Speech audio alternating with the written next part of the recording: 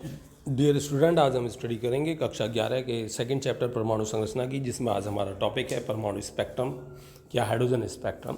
इससे पहले वीडियो में हम इलेक्ट्रोमैग्नेटिक स्पेक्ट्रम को स्टडी कर चुके हैं कि जितने भी इलेक्ट्रोमैग्नेटिक स्पेक्ट्रम या विद्युत चुंबकीय तरंगें होती हैं वे सभी प्रकाश के वेग से गति करती हैं।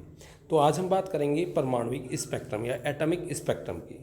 देखिए, स्पेक्ट्रम फोटोग्राफिक पर्दे पर उत्पन्न होने वाला वह प्रभाव है जो विशेष तरंगदैर्घ्य की किरणों को प्रिज्म या विवर्तक जाली के द्वारा विश्लेषित करने पर पैदा होता है। यह उत्सर्जन तथा अवशोषण प्रकार का होता है। देखिए, जो स्पेक्ट्रम है ये किस पर उत्पन्न हो रहा है? फोटोग्राफिक प्लेट पर उत्पन्न हो रहा है। तो इसके दो प्रभावों से उत्पन्न होता है, एक तो उत्सर्जन से और एक अवशोषण से। तो ये जो स्पेक्ट्रम हमारे हो रहे हैं दो प्रभावों से उत्पन्न, तो उस आधार पर ये दो तरह के हैं, जिसमें सबसे पहला जो है हमारा उत्सर्जन स्पेक्ट्रम है। अब ये उत्सर्जन स्पेक्ट्रम कब उत्पन्न होता है? देखिए, उत्सर्जित किरणों द्वारा उत्पन्न स्पेक्ट्रम को उत्सर्जन स्पेक्ट्रम कहते हैं। जो उत्सर्जित किरणों से उत्पन्न होता है स्पेक्ट्रम, उसको उत्सर्जन स्पेक्ट्रम कहते हैं। यह स्पेक्ट्रम उन उत्सर्जित किरणों के अनुरूप होता है जब एक उत्तेजित इलेक्ट्रॉन अपनी निम्न अवस्था में वापस आ जाता है। उत्सर्जन स्पेक्ट्रम दो प्रकार के होते हैं। देखिए, जो उत्सर्जित किरणों द्वारा जो उत्पन्न स्पेक्ट्रम है वो उत्सर्जन स्पेक्ट्रम है। यह स्पेक्ट्रम उस उत्सर्जित किरण के अनुरूप होता है जब एक उत्तेजित इलेक्ट्रॉन अपनी निम्न अवस्था में वापस आ जाता है। अब ये मतलब क्या है, जरा इसे समझ लीजिए। आपके पास सपोज कीजिए इस कक्षा में इलेक्ट्रॉन है, यहाँ घूम रहा है इलेक्ट्रॉन, ठीक है। इसके बाद जो अगली कक्षा है वो यहाँ है। तो होगा क्या, ये जो इलेक्ट्रॉन है जब सूर्य का प्रकाश आएगा, ये इलेक्ट्रोमैग्नेटिक रेडिएशन आ रहा है, ठीक है, जब इसको अवशोषित कर लेगा तो ये यहाँ से ट्रांसफ़र हो जाएगा इलेक्ट्रॉन नेक्स्ट कक्षा में। तो इलेक्ट्रॉन पहुँचा यहाँ, ठीक है। जब यहाँ से ये अवशोषित करके कहाँ पहुँच गया? ऊपर पहुँच गया। अब इसको कहेंगे इसकी उत्तेजित अवस्था। ये तो है इसकी ग्राउंड स्टेट, आद्य अवस्था, ग्राउंड स्टेट। और यहाँ पर है ये इसकी एक्साइटेड स्टेट, एक्साइटेड स्टेट या उत्तेजित अवस्था। अब क्योंकि यहाँ इसने ऊर्जा को अवशोषित किया है, यहाँ पर ये अस्थायी है, तो धीरे धीरे ये अपनी ऊर्जा का उत्सर्जन करते हुए फिर से वापस अपनी ग्राउंड स्टेट में वापस लौट आएगा। तो ये जो रेडिएशन निकला है, इसे यदि हम फोटोग्राफिक फिल्म प्लेट पर डालेंगे तो उस फोटोग्राफिक प्लेट पर जो लाइन उत्पन्न होंगी वो हमारी उत्सर्जन स्पेक्ट्रम की उत्पन्न होंगी, ठीक है। तो उत्सर्जन स्पेक्ट्रम अब दो प्रकार का होता है, उसे देखते हैं कौन कौन सा है। सबसे पहला है सतत स्पेक्ट्रम। सतत माने कॉन्टीन्यूअस, कॉन्टीन्यूअस माने लगातार। यह स्पेक्ट्रम भिन्न भिन्न तरंग दैर्घ्यों के अनुरूप किरणों की सतत पट्टियों से बना होता है। इसमें कोई ब्रेक नहीं होता, पट्टियाँ लगातार होती हैं, ठीक है। लगातार इस तरह से पट्टियाँ बनी होंगी एक समान दूरी पर। दूसरा है हमारे पास रैखिक या परमाणु स्पेक्ट्रम। देखिए, विशेष तरंग दैर्घ्य के अनुरूप रेखाओं की श्रेणियों से बना स्पेक्ट्रम रैखिक स्पेक्ट्रम कहलाता है। रैखिक या परमाणु जो स्पेक्ट्रम है, इसमें विशेष तरंग दैर्घ्य के अनुरूप कुछ रेखाएं होती हैं, तो इस प्रकार के स्पेक्ट्रम को हम रैखिक या परमाणु स्पेक्ट्रम कहते हैं। इसके बाद ये दो टाइप हो गए इसके। अब ये तो था आपका उत्सर्जन स्पेक्ट्रम। अब हमारा दूसरा चलेगा अवशोषण स्पेक्ट्रम। देखिए, अवशोषित किरणों द्वारा बना स्पेक्ट्रम अवशोषण स्पेक्ट्रम कहलाता है। उत्सर्जन स्पेक्ट्रम क्या था? उत्सर्जित किरणों द्वारा बना स्पेक्ट्रम। और ये जो हमारा स्पेक्ट्रम कौन सा है? अवशोषण स्पेक्ट्रम है। तो ये अवशोषित किरणों द्वारा बना स्पेक्ट्रम क्या कहलाएगा? अवशोषण स्पेक्ट्रम कहलाएगा। अब इस स्पेक्ट्रम के परिप्रेक्ष्य में हम देखते हैं हाइड्रोजन स्पेक्ट्रम। कि हाइड्रोजन जो है, क्योंकि हम एटॉमिक स्पेक्ट्रम की बात कर रहे थे, तो हमने सबसे सिंपलेस्ट जो एटम है हमारे पास वो हाइड्रोजन है, उसके स्पेक्ट्रम को देख लेते हैं। तो इसमें सबसे पहला पॉइंट है कि हाइड्रोजन स्पेक्ट्रम रैखिक उत्सर्जन स्पेक्ट्रम और परमाणु उत्सर्जन स्पेक्ट्रम का उदाहरण है, ठीक है। एक तो इसमें रेखाएं होंगी और एक परमाणु उत्सर्जन स्पेक्ट्रम होगा, ठीक है। नंबर 2, यदि विसर्जन नली में हाइड्रोजन गैस लेकर निम्न दाब के अंतर्गत उसमें से विद्युत विसर्जन गुजारा जाए। आपने एक विसर्जन नली ली, उसमें हाइड्रोजन गैस भर दी, ठीक है। उसमें क्या भर दी हमने? हाइड्रोजन गैस भर दी निम्न दाब पर, और फिर उसमें से विद्युत विसर्जन गुजारा जाए, यानी इलेक्ट्रिक स्पार्क किया जाए। तथा उत्सर्जित यानी लाल रंग उत्सर्जित किरण का स्पेक्ट्रोग्राफ की सहायता से विश्लेषण किया जाए। तो जब वहाँ स्पार्किंग होगी इलेक्ट्रिसिटी की तो वहाँ लाल रंग उत्पन्न होगा। तो जो उत्सर्जित जो स्पेक्ट्रम है, उत्सर्जित जो किरण है उसका स्पेक्ट्रोग्राफ की सहायता से विश्लेषण किया जाए तो यूवी, अल्ट्रावायलेट, दृश्य और आईआर क्षेत्र में तीव्र रेखाओं की श्रेणियों से बना स्पेक्ट्रम पाया जाता है। तो हाइड्रोजन स्पेक्ट्रम में बहुविकल्प प्रश्न में पूछ लेते हैं कि कौन कौन से स्पेक्ट्रम के क्षेत्र पाए जाते हैं। एक तो यूवी, दूसरा दृश्य और तीसरा आईआर। तीन क्षेत्र मिलते हैं, यूवी, दृश्य, आईआर। ठीक है, ये क्षेत्र हाइड्रोजन स्पेक्ट्रम में पाए जाते हैं। रेखाओं की यह श्रेणियाँ हाइड्रोजन का रेखिक या परमाणु स्पेक्ट्रम कहलाती हैं। दृश्य क्षेत्र में रेखाएं फोटोग्राफिक पर्दे पर प्रत्यक्ष देखी जा सकती हैं। जो दृश्य क्षेत्र है इसमें ये जो रेखाएं हैं फोटोग्राफिक पर्दे पर तो स्पष्ट रूप से देख सकते हो आप। तीसरा यह है कि यह प्रकाश विभिन्न विलगित तीव्र रेखाओं का असतत रेखीय वर्णक्रम दर्शाता है। यह जो प्रकाश है विभिन्न विलगित तीव्र रेखाओं का असतत रेखीय वर्णक्रम दर्शाता है।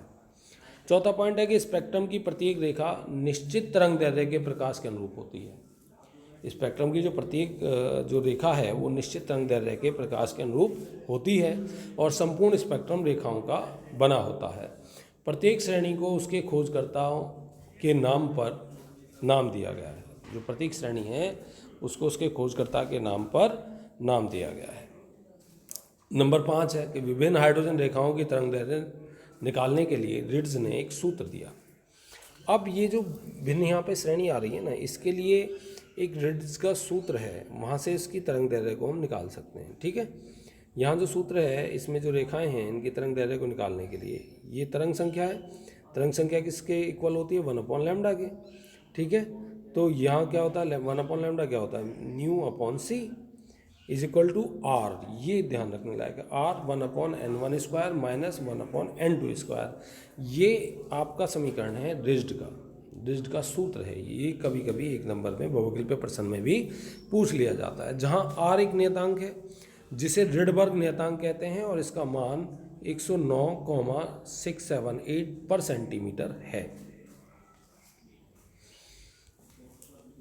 देखिए अब हमारे पास स्टार्ट हो जाते हैं परमाणु मॉडल। यहाँ तो हमने बात की थी हाइड्रोजन स्पेक्ट्रम की। हाइड्रोजन स्पेक्ट्रम को परमाणु मॉडल के बाद भी हम डिटेल में स्टडी करेंगे। तो यहाँ स्पेक्ट्रम कितने प्रकार के होते हैं उनके बारे में हमने बात की थी। अब ज़रा हम देखते हैं परमाणु मॉडल को, जिसमें हमारे पास सबसे पहला मॉडल है थॉम्सन मॉडल। देखिए थॉम्सन का जो मॉडल है ये बहुत पुराना मॉडल है।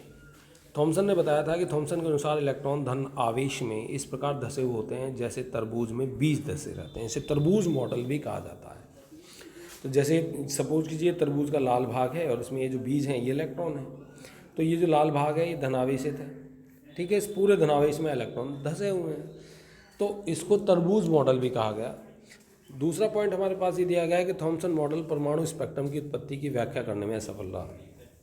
जो परमाणु स्पेक्ट्रम है उसकी उत्पत्ति की व्याख्या ये नहीं कर पाया। इसके द्वारा रदरफोर्ड ने अल्फा कण प्रकीर्णन प्रयोग को, और इसके द्वारा जो रदरफोर्ड का अल्फा कणों का प्रकीर्णन है उस प्रयोग को भी नहीं समझाया जा सकता। अतः यह जो थॉम्सन मॉडल था यह फेल हो गया। इसके बाद आया हमारे पास रदरफोर्ड का नाभिकीय मॉडल। रदरफोर्ड का नाभिकीय मॉडल, तो रदरफोर्ड का नाभिकीय मॉडल क्या है? रदरफोर्ड ने तीव्र वेग वाले धनावेशित अल्फा कणों की परमाणु पर बमबारी द्वारा अनेक प्रयोग किए।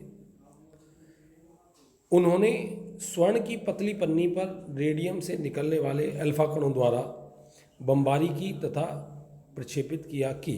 देखिए भी बमबारी इन्होंने कैसे की वो देखने वाली बात है। इसको ज़रा मैं आपको एक अलग नोट में समझा देता हूँ।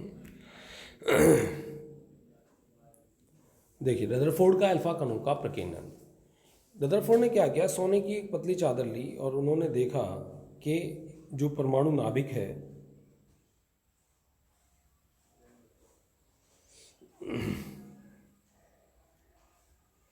इन्होंने देखा कि जो परमाणु नाभिक है वो इस तरह से है। ठीक है, और ये कैसा है? धनावेशित है। इसके चारों ओर क्या है? विभिन्न कक्षाएं हैं, उन कक्षाओं में क्या है? इलेक्ट्रॉन है। और इन्होंने इस पर अल्फा कणों का बम्बार्डमेंट किया। बौछार कर दी।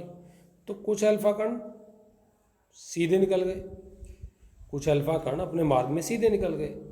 कुछ अल्फा कण ऐसे थे जो यहाँ से टकराकर अपना मार्ग उन्होंने चेंज कर दिया, यहाँ से टकराए और अपना मार्ग उन्होंने चेंज कर दिया। लेकिन कुछ अल्फा कण ऐसे भी थे जो यहाँ धनावेश से टकराए वापस आ गए। अब कारण क्या है धनावेश से टकराने का? ये जो अल्फा कण होते हैं ये भी धनावेशित होते हैं। कैसे होते हैं? ये धनावेशित होते हैं। तो ये जो अल्फा कण है यहाँ से टकराए और इधर से वापस लौट गए।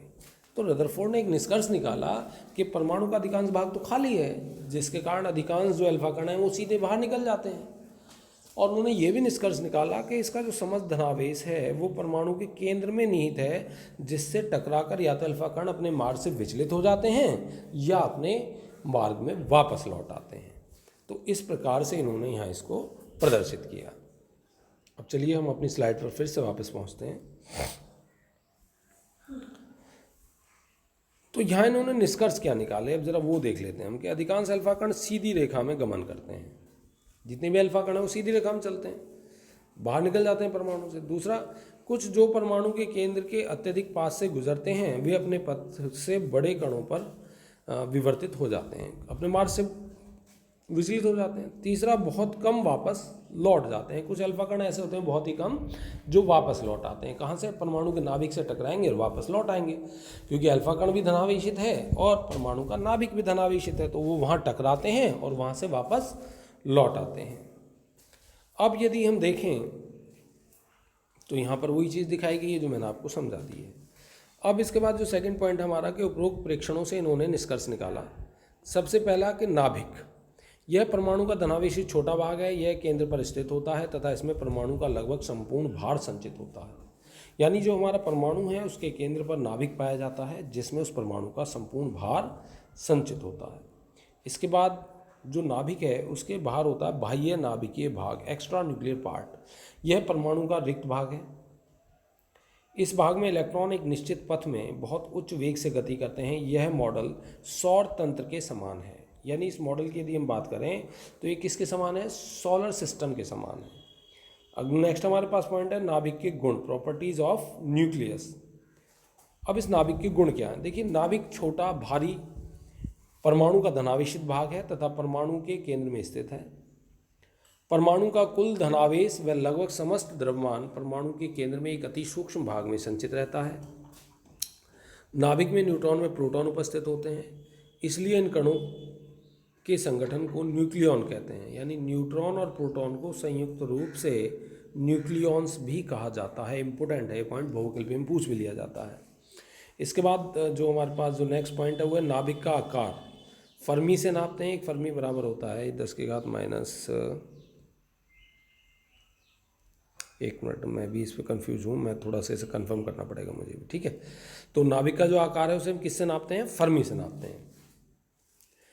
नेक्स्ट जो हमारे पास पॉइंट है कि नाभिक की जो त्रिज्या है, देखिए इस चैप्टर में आंकड़े ही ज़्यादा हैं, ठीक है, तो उन्हें आपको नोट करना बहुत ज़रूरी है।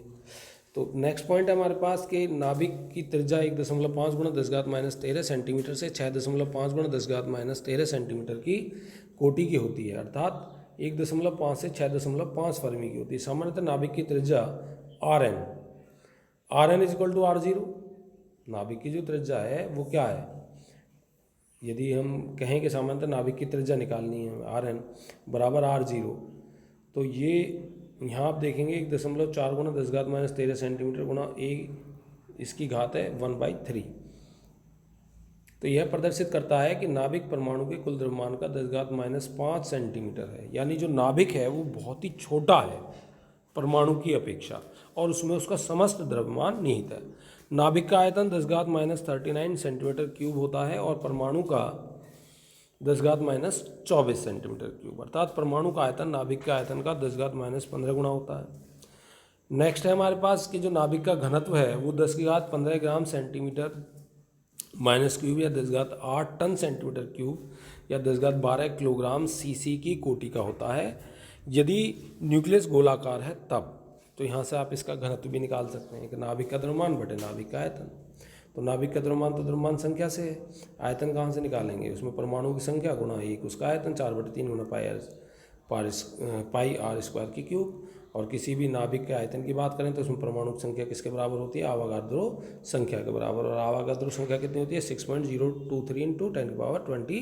ये 2 भी होता है ना। रदरफोर्ड के परमाणु मॉडल के दोष।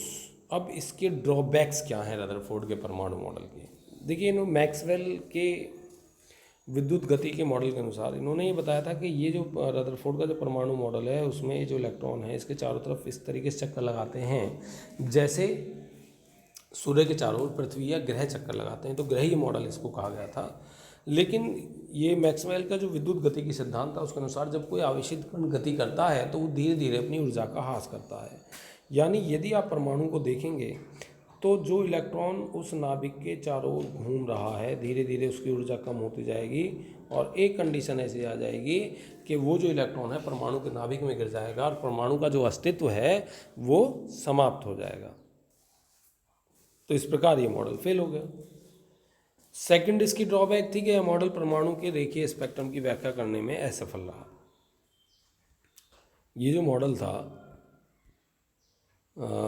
ये जो रेखीय स्पेक्ट्रम था उसकी व्याख्या करने में भी ये मॉडल असफल रहा। ठीक है, तो इस वीडियो को हम यहीं समाप्त करते हैं। इसके बाद फिर हम बात करेंगे प्लांक के क्वांटम सिद्धांत की और प्रकाश विद्युत प्रभाव की। ठीक है, धन्यवाद।